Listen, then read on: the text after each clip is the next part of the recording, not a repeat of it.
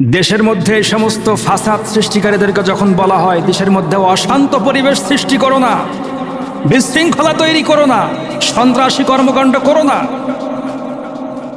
দেশের মধ্যে হাহাকার সৃষ্টি হয়ে গেছে, সাধারণ মানুষের ক্রয় ক্ষমতার মধ্যে চলে যাচ্ছে নিত্য প্রয়োজনীয় জিনিস, এর জন্য যারা দায়ী তাদেরকে লক্ষ্য করে কি সুন্দর করে রব্বে কারীম সুন্দর করে জানিয়ে দিলেন, ওয়া ইযা ক্বিলা লাহুম লা তুফসিদু ফিল আরদ,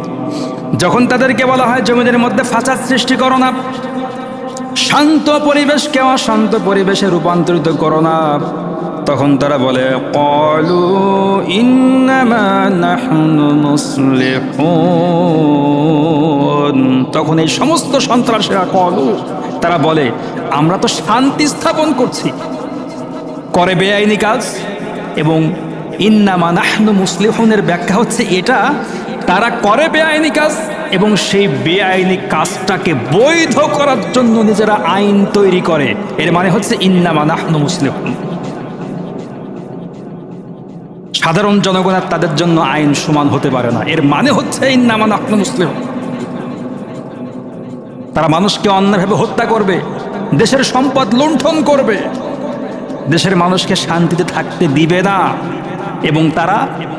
বড় গলায় বলবে আমরা দেশের মধ্যে শান্তি স্থাপন করছি। আল্লাহ পাক তাদেরকে বলেন আলা ইন্নাহুম হুমুল মুফসিদুন ওয়ালাকিন লা ইয়াশউরুন, আলা সাবধান হয়ে যাও মুমিনেরা, এরা হচ্ছে সন্ত্রাসী, এরা ফাসাদ সৃষ্টিকারী, এরা জঘন্য প্রকৃতির মানুষ,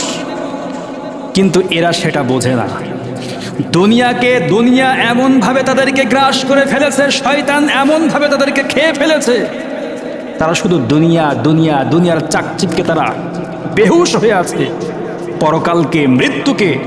তারা একেবারে বেমালুম ভুলে গেছে, মৃত্যুর কথা স্মরণ হয় না, হৃদয়ের মধ্যে কোরআন ঢোকে না, হৃদয়ের মধ্যে সুন্নাহ ঢোকে না, হৃদয়ের মধ্যে ভালো কিছু ঢোকে না, হক ঢোকে না, বাতিল তাদেরকে চতুর্দিক থেকে গ্রাস করে ফেলেছে। এদেরকে বলা হয়েছে মুনাফিক, কারণ তারা তো মসজিদে যায়, নামাজ অস্বীকার করে না, রোজা অস্বীকার করে না, কোরআন অস্বীকার করে না, মুখে স্বীকার করে কিন্তু বাস্তবে বিন্দু মাত্র তারা গ্রহণ করে না, এদেরকে মুনাফিক বলা হয়েছে।